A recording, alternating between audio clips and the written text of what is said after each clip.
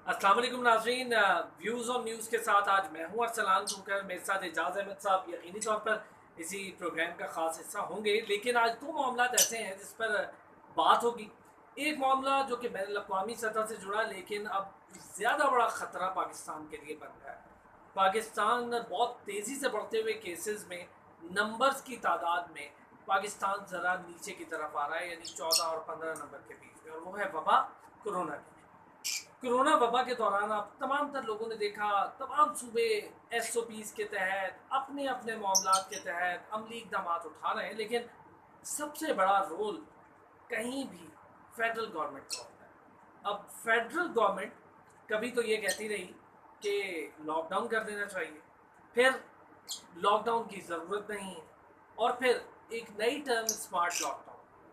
Smart lockdown जब से term use हुई, तो ईद के बाद से केसेस लेकर अब तक 1,40,000 से बढ़ गए। इस पर बात करेंगे कि लाहौर में ऐसा क्या हुआ, कौन सी रिपोर्ट थी, उस रिपोर्ट की हकीकत क्या थी, अगर कोई हकीकत नहीं थी तो फौरी तौर पर फिर पंजाब हुकूमत को ये ख़तरा क्यों लाक हुआ कि लाहौर भर के मुख्तलिफ इलाकों को बड़ी तेज़ी से सील करने के प्लान चल रहे हैं। ये सील होने भी वाले और अब जल्द होने वाले। फिर पाकिस्तान भर में सिंध गवर्नमेंट और फिर फेडरल, इसके बीच में ये चपकलिश क्यों चलती रही, इस पर भी बात करेंगे। लेकिन पहले आज हम बात करेंगे एक ऐसे मामले की जहाँ पर आपने हमेशा उस कटहरे में खड़े सियासतदान देखे होंगे जिनको हिसाब देना होता है कि उनके पैसे कहाँ से आए, उनके मकानात, उनकी जायदादें कहाँ से बनी।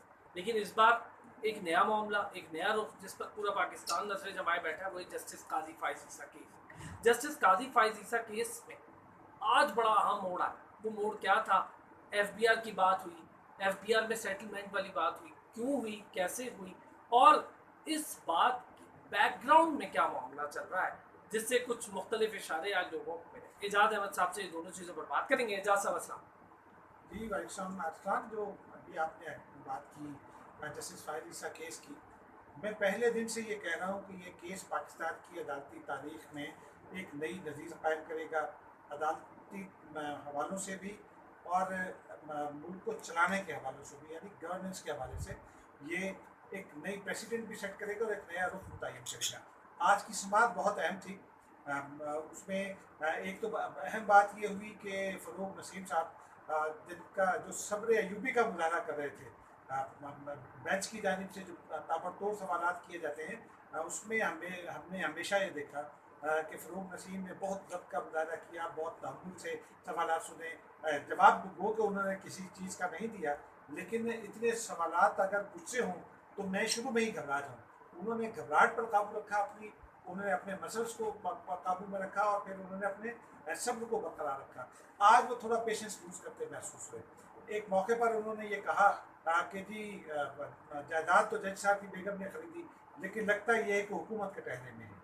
उनके इस जुमले के पीछे एक ख़ास डायरेक्शन दिखाई देती है, एक ख़ास नहज की तरफ ले जाने की कोशिश मामला को दिखाई देती है। क्योंकि आपने देखा होगा कि सोशल मीडिया पर मुख्तलिफ हवालों से जज साहब के बारे में बहुत सारे जुमले कहे जा रहे हैं, अदालतों के बारे में बहुत सारे जुमले कहे जा रहे हैं। हुकूमत उनको वो नहीं कर सकती, लेकिन उस तासुर को तो पुख्ता कर सकती है कि मामला जो हैं वो दुरुस्त सिमत नहीं जा रहे और हुकूमत की कोशिशें कामयाब दिखाई नहीं दे रही। हुकूमत उसमें आप यूँ कह लें कि कन्फ्यूजन क्रिएट करना चाहती है कि क्या जो भी फैसला हो उस पर ये सवाल उठे कि ये फैसला किन बुनियादों पर हुआ है। दूसरी जो अहम बात हुई वो बेंच के रिमार्क्स थे। बेंच ने एक मौके पर फ़रूक नसीम साहब को ये मुखातिब करते हुए कहा कि आपको इन बोलना चाहिए कि अगर बदनीयती साबित हो जाती है तो फिर हुकूमत का भी एहतसाब होगा। हुकूमत का एहतसाब मतलब वज़ीर आज़म का एहतसाब, सदर मुमलिकत का एहतसाब, क्योंकि जो रेफरेंस है वो आइन के आर्टिकल 209 के तहत सदर मुमलिकत की तरफ जानिब से जाना होता है। यहाँ वो गया सदर मुमलिकत की जानिब से, लेकिन जो उसके बनाने का तरीक़ाकार है, जो उसकी तहक़ीक़ात का तरीक़ाकार है, उसको चूँकि वायलेट किया गया, वो निज़ाम उल्टा चलाया गया, इसलिए हुकूमत पर भी ओनस उतना ही है जितना सदर मुमलिकत पर।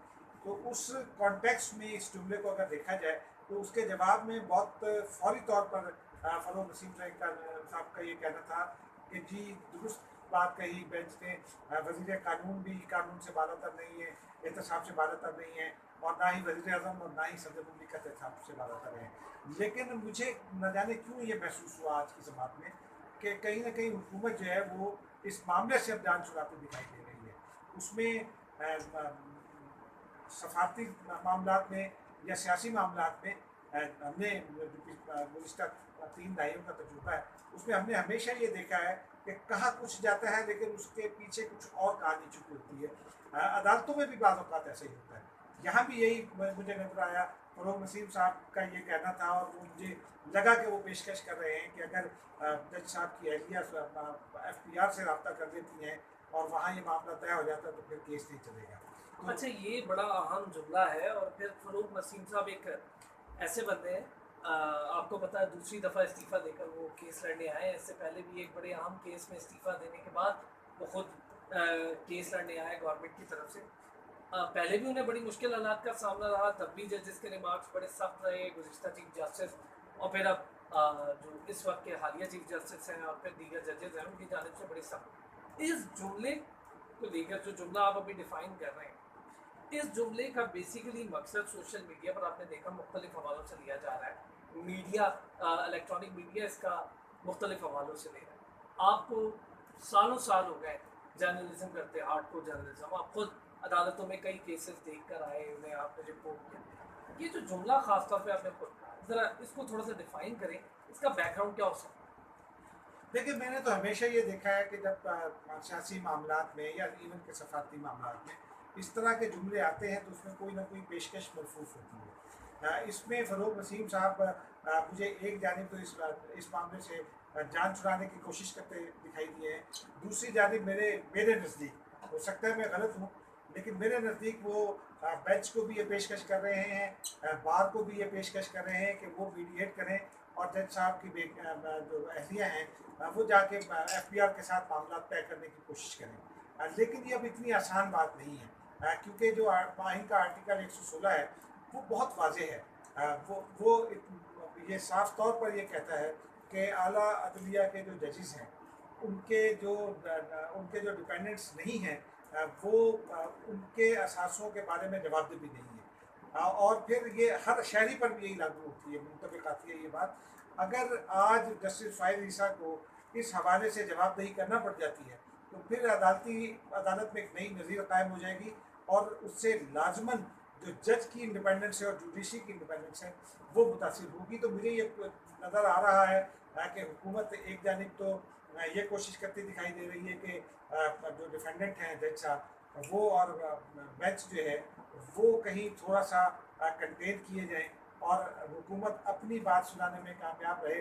लेकिन जो बेंच है वो ये चाहती है कि बदनीयती का फ़ैसला करे और वो बार बार बदनीयती के हवाले से सवाल करते हैं। और अगर बदनीयती का फ़ैसला हो गया, मैं बहुत अरसे से ये कह रहा हूँ कि सदर मुमलिकत और प्राइम मिनिस्टर साहब दोनों ख़तरे में होंगे। फिर बैंक तो वादे तौर पर यह पूछ चुकी है कि उस आली दिमाग का नाम बताएं जिसने ये मशवरा दिया रेफरेंस बनाने का, और रेफरेंस बना फ़रोग़ नसीम साहब की मौजूदगी में। ठीक। तो इसलिए ये बड़ा मुश्किल है। लेकिन एक हल्का फुल्का तबसरा आखिर में वो ये है जो अभी आपने तज़किरा किया कि पहले भी एक अहम केस में फ़रोग़ नसीम साहब रहे हैं। लेकिन मुझे ये लगता है कि इस केस के बाद अब लगने लगा है, मैं ये नहीं कह सकता कि फ़ैसला क्या होगा, लेकिन अब मुझे ये लगने लगा है कि इस केस के बाद फ़रोग़ नसीम साहब जब प्राइम मिनिस्टर साहब के पास जाएंगे तो प्राइम मिनिस्टर उनसे पंजाबी में ये ज़रूर पूछेंगे कि हुण मैं तेन वज़ीर कानून क्यों बनाऊँ। अच्छा जी, अब ज़रा कोरोना, मैं चाहूँगा आखिर में ज़रा जल्दी से आप इस पर भी कमेंट कर दें। कोरोना का मामला बड़ी तेज़ी से फैला और बड़ी तेज़ी से हमें स्मार्ट लॉकडाउन सुनते रहे। अचानक क्या हुआ पंजाब में कि आज वज़ीर सेहत पंजाब को आके बड़ी लंबी चौड़ी प्रेस कॉन्फ्रेंस करनी पड़ी, लोग डर भी गए उनकी बात सुन के कि ऐसा क्या हो गया अचानक से कि बड़ी सख्ती से लॉकडाउन कर रहे हैं इलाकों में, और इस तरह बड़ी लंबी चौड़ी आज प्रेस कॉन्फ्रेंस हुई, वजह क्या है? देखिए, वजह तो साफ जाहिर है, मतलब है ये वजह गवर्नेंस की नाअहली का मामला है। मैं समझता हूँ कि इमरान खान साहब समेत तमाम लोग जो इस वक्त इक़्तिदार में हैं, वो चाहे सूबों में हैं या मरकज़ में, वो उन सब लोगों ने कोशिश अलबत्ता पूरी संजीदगी से की है। लेकिन जब भी इस किस्म का मामला होता है तो आपको तजुर्बे की ज़रूरत होती है, आपको किस तरह से निपटना है उस सलाहियत की ज़रूरत होती है। वो मुझे लगता है कि अभी PTI में नहीं है। लेकिन इसका एक और पहलू है, वो माशरे की बेहिसी है। आप ये देखिए कि कराची में ایک بڑے ہاسپٹل یعنی آغا خان ہاسپٹل کے کی جانب سے ایک مبینہ جی آئسولیشن سینٹر برآمد ہو گیا. 18 لاکھ کا بل آ گیا, 1800 گلوز استعمال کر لیے. پھر معاشرے میں جس طرح جب یہ لاک ڈاؤن کا سلسلہ شروع ہوا تو کس طرح لوگوں نے ذخیرہ اندوزی کی کوشش کی, یہ ہمارے معاشرے کی بے حسی کو ظاہر کرتا ہے. اور یہی بے حسی ہے جس نے حکومتوں کو اس بات پر مجبور کیا میرے خیال میں کہ وہ لوگوں کو اصل سچویشن نہ پتہ لگنے دیں, اور پھر حکومتوں کی اپنی نااہلی نے صورتحال کو شدید خراب کیا ہے. اور اب مجھے لگتا ہے کہ اگلے 1 سے 1.5 ہفتے میں بہت زیادہ خوفناک صورتحال پیدا ہو سکتی ہے. بہت شکریہ اعجاز احمد صاحب, آپ نے دیکھا ویوز آن نیوز میں. میں چاہوں گا کہ آپ ذرا سبسکرائب کر لیں, بیل آئیکن کو پریس کریں, اور روزانہ کی بنیاد پر جو کچھ پاکستان بھر میں ہو رہا ہے اس پر وہ حقیقی تبصرہ آپ کو مل جائے گا جو شاید آپ تک پہنچنا چاہیے. آپ کا حق ہے وہ انفارمیشن جو آپ دور سے بیٹھ کے دیکھتے ہیں, آپ سنتے ہیں اور آپ کو پتہ نہیں ہوتا اس کا بیک گراؤنڈ کیا ہے. اعجاز احمد صاحب بہت سینئر جرنلسٹ ہیں, تو بس ذرا اس کو سبسکرائب کر دیں.